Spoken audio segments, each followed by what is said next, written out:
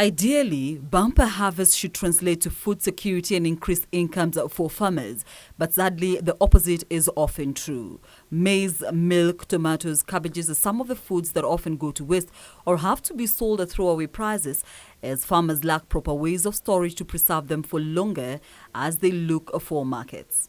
As part of its Big Four agenda, the Kenyan government plans to cut these losses to 15% by prioritizing post-harvest losses management strategies.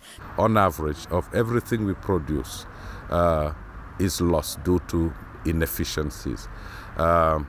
Whether it is the way we harvest, the lack of storage, lack of markets, lack of access to technology.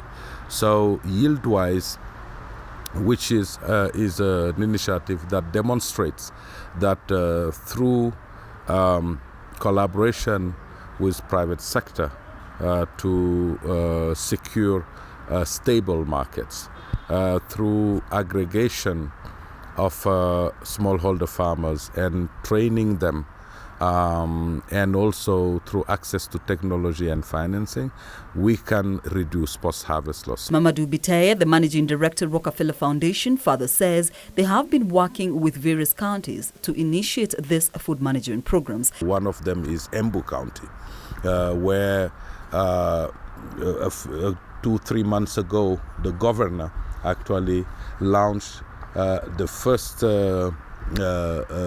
station aggregation center, which is a multi-service, where farmers can bring their produce, not just to sell, but also to be able to dry them or to process them, transform them into pulp. So basically, we're bringing processing closer to the fields.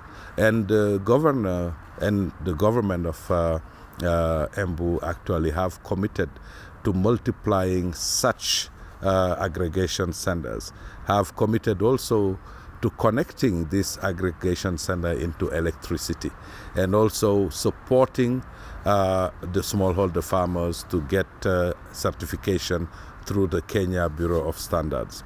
Other counties that we are working in are Muranga, Tana River, Meru, and also Makueni and Machakos. According to Boaz Kiezire, the head of policy and advocacy at Alliance for Green Revolution Africa Agra, proper policies and commitment by governments will guarantee food security, not just in Kenya, but Africa at large. If you are able to have a very strong, committed leadership at the head of state level, at the ministerial level, to make sure that you have strong plans and programs, that you are accountable and you are putting in implementation systems, all the finances we are talking about will be put to the right use, and you'll be able to guarantee food and nutritional security.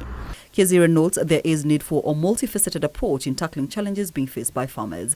One of the key things that we've been looking at is identifying what we call specific value chains, commodities that are more impactful, both in terms of trade and agribusiness, like maize, for example, like rice on the continent.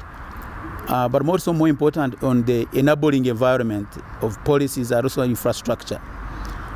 These have been understood in the past, but they have not been well strategized and focused on where we really need to make sure that they are supported. In terms of the region, where we need to pay more attention than the rest, in terms of also helping them to make sure that we have infrastructure like road or post-harvest or also infrastructure to facilitate the better movement of agricultural goods and services on specific commodities like maize, like cassava, like potatoes. Some 2,000 delegates under the umbrella body, the African Green Revolution Forum, will converge in Rwanda between the 5th and 8th of this month to discuss how African leaders can develop strategies to boost agriculture in the continent. Caroline Kamar reporting for Channel One Weekend.